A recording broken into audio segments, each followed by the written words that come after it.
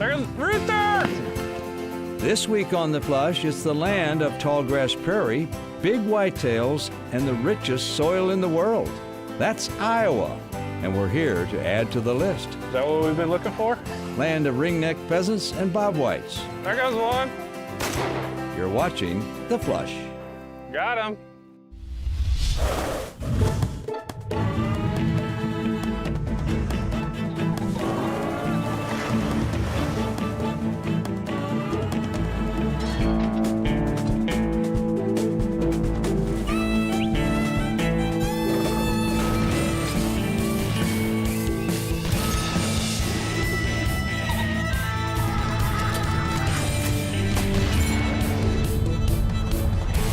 The Flush, presented by Federal Premium Ammunition and Pheasants Forever.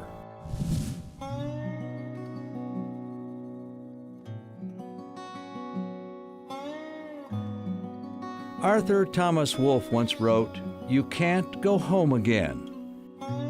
He meant home, once you leave, will never be the same. Yet, we try anyway, right? This explains why I'm back in Iowa with a shotgun. Yeah, this is Desi. That's Matt Dollison, a wildlife biologist for Iowa's DNR. And that's Jake Holt. He's a farm bill biologist for Pheasants Forever in this part of Iowa. Jake has 2 canine assistants. How's Murphy doing this morning? Murphy is a English pointer. English pointer. Well, hi Murphy. Who's that? This is Ruger. Ruger. What's Ruger? Ruger is a lab. They're ready. Indeed, we're ready to bust through a patch of tall Iowa prairie. Yeah, this is quite a jungle. It's growing within a stone's throw of the Missouri River that flows along Iowa's western border. The goal today is to find quail, or, well, whatever flies, in a public hunting area managed by Iowa DNR. This is big blue stem, which is the native plant. This is what Iowa used to look like when the settlers first got here. It grows tall and would cover the back of a buffalo. This surprises me. I didn't think this is the cover we'd be hunting for quail. I thought it would be brushy, etc. So it's going to be interesting to see what's out here. Finding what's out there took its time.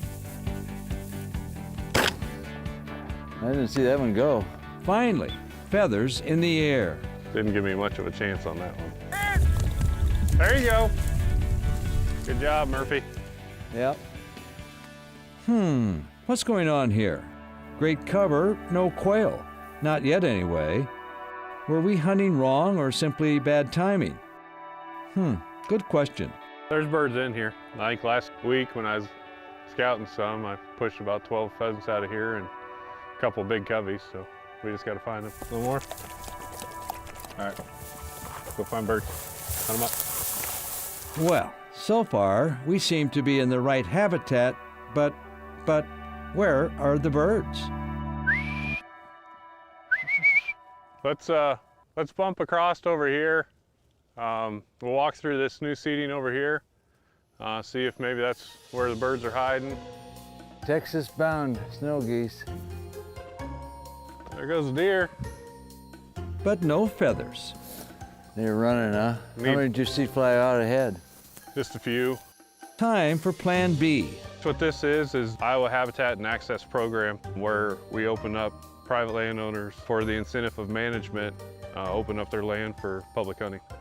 It works to ensure that all the acres that we have in the IHAP program are pretty good acres. We're going to try to hunt this old fence line here where quail like to hang out. It was a good plan, but it seems the quail had a different one. Yeah, this seeding's pretty much just a year old last spring, so it's got one growing season underneath it. No shortage of habitat, but at this moment, there was a severe shortage of birds. And so, my Iowa mystery deepens. We might not have waited long enough for them to eat breakfast, apparently, Ron. Yeah. Maybe you can't go home again. Coming up, a look back at Iowa's rich hunting history. Giant whitetails as tall as the corn, Birdie, get ready. quail in the brushy fence rows, and big-breasted ringnecks galore. The Flush is brought to you by Federal Premium Ammunition. Every shot counts. Walton's, everything but the meats. Aluma Trailers. Pike Gear. And by Nutrisource.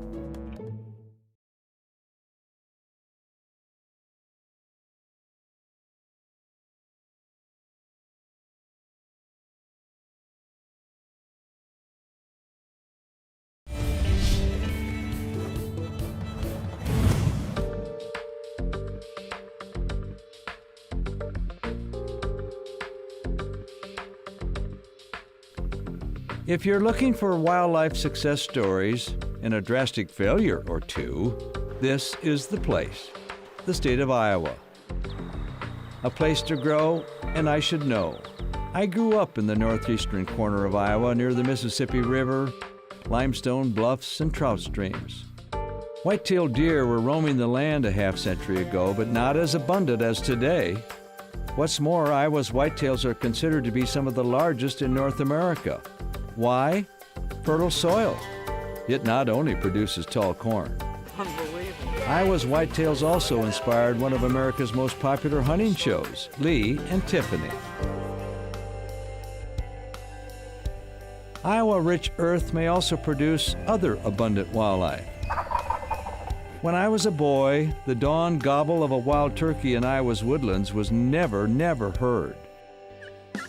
Today, Iowa is a turkey hunter's dream, and the gobblers are, well, you guessed it, big boys. And yes, I have gone home again to hunt a bird that was absent when I was a boy.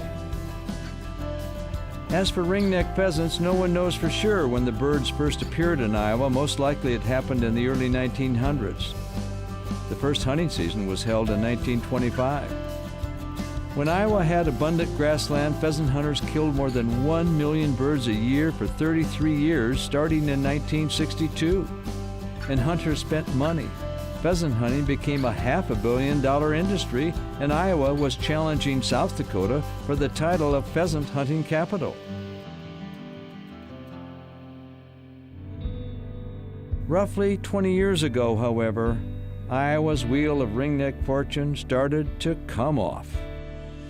In 2 decades, Iowa lost 1.6 million acres of grass habitat due to intensive corn production for ethanol. You're right, we lost a lot of habitat. They say a 10-mile wide stretch of grass from the Missouri River to the Mississippi River was lost in a span of 15 years. Well, that's significant when you're driving Interstate 80 across and there's that much that's been lost from the landscape. It's no wonder that you... Yeah, so they got nowhere to go but down. And down they went. After harvesting 1 million birds in 2003, the pheasant take plunged down to less than 109,000 birds a mere 8 years later. Out-of-state hunters that once numbered 50,000 in a season dwindled down to roughly 8,800 by 2010. Today, Iowa's ringneck outlook is a shade brighter. The 2018 Iowa Pheasant Survey was the highest in 10 years, and the predicted harvest was more like 250,000 birds. Call it a glimmer of ringneck optimism. I think where we need to look is Iowa is 97 to 98% privately owned. So if we want to have wildlife, an abundance of wildlife, we're gonna have to get it done on private lands. And so Iowa is very agricultural related, so it has to be profitable in many situations for us to be able to get to a landowner to get this on the landscape. But we do know, no matter where we are, if we drop cover in the landscape, we can raise birds. Adding cover on private land, slow but sure, is what's happening in Iowa today.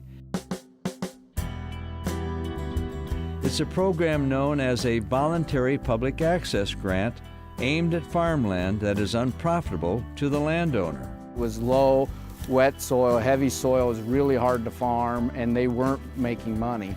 They weren't profitable, so they could spend their time and resources on other properties trying to farm, and this one they could set aside into CRP to make their program more profitable. And so it got into public access because then as the money that we had from the voluntary public access grant through the Farm Bill allows us to help with habitat improvements in exchange for public access. More importantly, farmers seem to like the program. It's usually such a case as they're taking land that's not profitable and placing it in these programs. No need to plant or spend extra money on land that's not producing, or producing enough to pay the bill anyway, let's say. The private land habitat is managed and financed by USDA and Iowa's DNR. We want to have our fingers in every property to ensure that the quality of habitat's good, so we know that the money we're spending and the people that come to utilize this also have a quality experience. So most of the time we're in on the very front. The landowner signs up and then we start working with them to make sure what gets planted, how it gets planted, to ensure that it's successful. It sounds like a wonderful deal. Have you moved the needle? I guess it depends on what you mean, move the needle. So we have 23,000 acres open to the public. So in that retrospect, yes. Coming up, we join a group of Iowa PF members marching on public land to roust a ringneck or two. Will we find birds? Don't know, but the grassy cover is heavenly. If you're a pheasant, And stay with us. The Flush is brought to you by Benelli, Carlson's Choke Tubes, the Shooter's Choice, Elk Mound Seed, Ruffland Kennels, and by Kansas Department of Wildlife Parks and Tourism.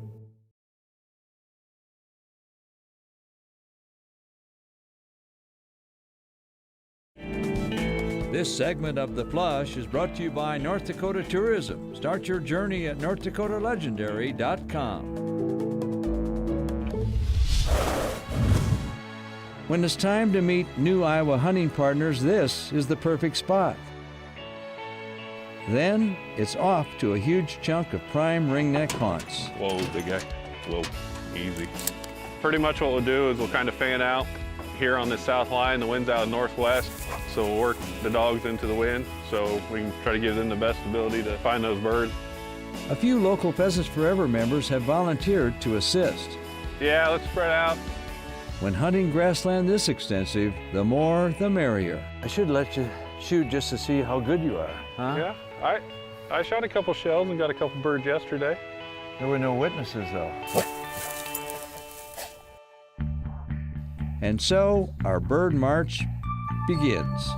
Try to get 25, 30 yards between each of us. Try to cover some ground. Iowa was once covered with all this. Hard to imagine today, but it's native and it's back. It's beautiful. They call it blue stem, but almost like they call it gold stem in the fall, huh? Hen! Hen! Call it the fates of pheasant hunting. Sometimes no matter how you plant, how you hunt, sometimes no matter how good the cover looks, it's still hunting. And hunting offers Hen! no guarantees. A hen just got up right behind me, which only proves to me, too, that we're probably walking by a few, because I just stopped and she got nervous and she flew. If I had kept walking, she'd be back there eating clover. Time to meet Ruger, a 5-year-old Labrador. He's come to be a pretty good bird dog. Trained him myself. All the bad lessons you learned on training the first one, you always make a better dog the second time. So he's got less bad habits than the old dog, but he's still learning at the age of 5, but we're starting to get a few things figured out. Lots of potential, Ruger. Good dog.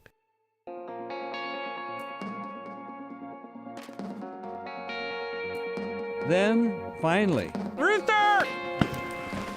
Sorry, Trent. I didn't let that one get to you. Bring him here. Fetch him up. He's right there. There he is. Yep. Is that what we've been looking for? Old dog?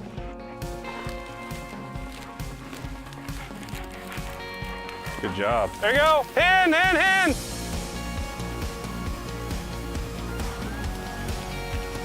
These old public land roosters are a little wily. They like to do a lot more running sometimes than they do flying. Rooster! Keep pushing that way. The birds are gonna be along that crop field, and then we're gonna walk east. Hen, hen, hen, hen! There's the rooster! Yeah, the rooster. That was another good shot by Ron, wasn't it? Okay, it's time to make a long hunt short. That's all of it. Nobody ran out of ammo. If more birds were roaming this vast grassland, they were running around us like crazy. It's also possible on such a sunny, windless day, the birds were lollygagging in nearby pickcorn and wouldn't come back to the grass until roosting time. We bagged a couple, but let's just say it. It's not easy being an Iowa bird hunter these days. It's been more than 20 years since Iowa competed with South Dakota for the title of pheasant capital. So now Iowa isn't even in the running. But Iowa's comeback pheasant dreams have never died. So we got some work to do. There's some challenges. Is there any hope for a bird hunter in Iowa? The answer is And lots of hope. with challenges, there's always successes. So it just makes the successes that much more enjoyable. Up next, Iowa's quail are making a comeback of late. We'll hunt woody fence rows for, well, Birdie, get ready. the flush. Bobwhite's on deck. Stay with us. Nice shot, Ron. Pheasants Forever's mission is to protect and restore wildlife habitat. Without habitat, we don't have wildlife, and we don't have places to hunt.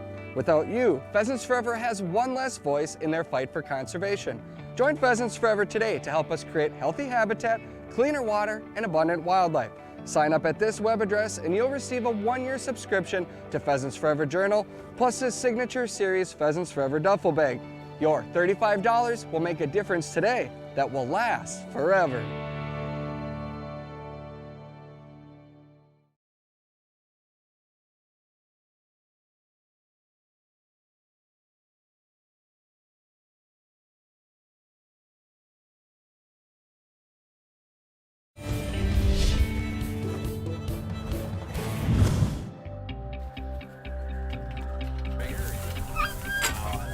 We're gonna head south on the top. You ready? Ready for sure. A new game, wild bobwhites, and a change of scenery. Can a change of luck be far behind? One down. Bring it here. Good girl. Good girl. Drop. Good girl. Bob.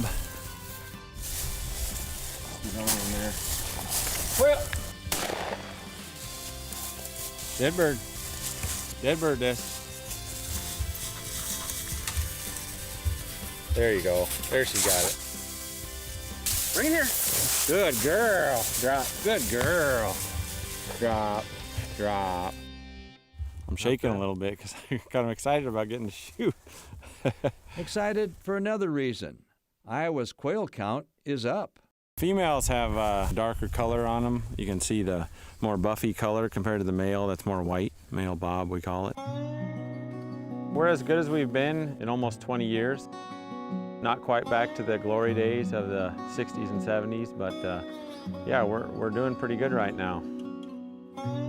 The main reason, I think, is several mild winters in a row. Iowa has a rich history of quail, especially in the southern part of the state. We've had quail here in Iowa as long as they've had them, you know, almost everywhere else in the United States. You know, they're a native species to Iowa, and they've thrived for a long time. We got some quail moving. Now we just had to break up that covey. Now we got to go find some singles. This is where quail hunting becomes fun. It's kind of a cat and mouse game with quail. They can be little Houdinis most days, but when you beat them at their own game and find out where they're at and you have a good dog that can go find them, there's nothing better than quail hunting. There goes one. Got him. Nice shooting. Where's the birds? Find the birds. All the way. Good Where's the birds? Good girl. Another bob, yep. There you go.